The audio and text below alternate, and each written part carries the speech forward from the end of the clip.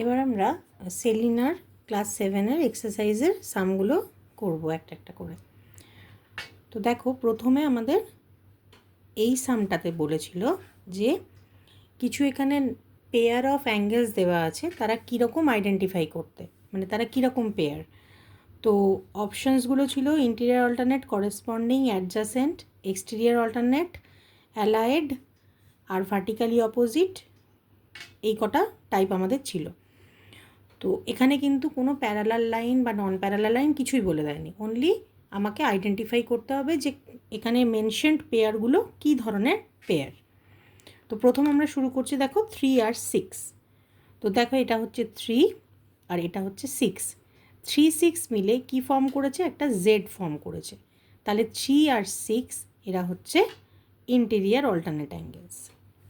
এবার এসো 3 অ্যান্ড 7। 3 আর 7, 3, 7 দেখো সেম পজিশানে আছে, তাই না? এই লাইনের সাথে এই ট্রান্সভার্সালের সাথে 3 এর যা পজিশন, আর এই লাইনের সঙ্গে তার ট্রান্সভার্সালের সাথে এইটার তাই পজিশন। তাহলে সেম পজিশনে থাকা মানে তারা হয় করেসপন্ডিং অ্যাঙ্গেলস। তাহলে আমরা এখানে লিখব করেসপন্ডিং অ্যাঙ্গেলস।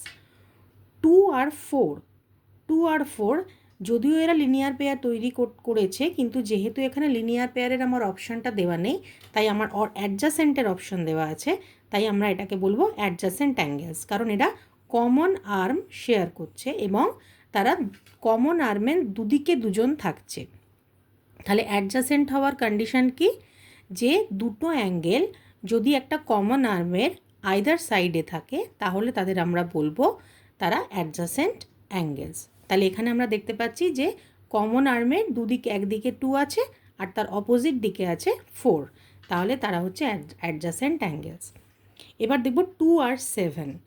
2 আর 7, 2 দেখো 3 এর অপোজিটে রয়েছে, মানে ভার্টিক্যালি অপোজিট। তাহলে 3 এর ভার্টিক্যালি অপোজিটে রয়েছে 2, আবার 6 এর ভার্টিক্যালি অপোজিটে রয়েছে 7।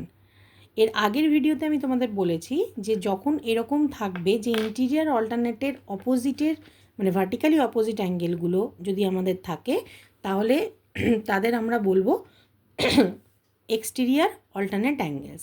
তাহলে এখানে আমি দেখতে পাচ্ছি ইন্টেরিয়ারের অল্টারনেটের জেড ফর্মের মধ্যে রয়েছে 3 আর 6, ঠিক তার ভার্টিক্যালি অপোজিটে রয়েছে 2 আর 7। তাহলে 2 আর 7 হচ্ছে এক্সটেরিয়ার অল্টারনেট অ্যাঙ্গেলস। এবার আসছি 4 আর 6-এ। 4 আর 6 তো যেহেতু ট্রান্সভার্সালের একই দিকে এবং দুজনেই ইন্টেরিয়ার পার্টে আছে, তাহলে এরা হচ্ছে অ্যালায়েড বা কো ইন্টেরিয়ার অ্যাঙ্গেলস। তারপরে আসছি 1 অ্যান্ড 8। 1 দেখো এদিকে আর 8 দেখো এদিকে। এবার দেখি আমি এটাকে আবার উল্টো জেড দিয়ে লিখতে পারি কিনা। সো এবার যদি আমি এটাকে উল্টো জেড ভাবি, উল্টো জেড হচ্ছে আমার এইটা। তাহলে 4 আর এদিকে হচ্ছে 5, এর অপোজিটে দেখো রয়েছে কে? 1 আর 8। তাই জন্য এরা কি হবে?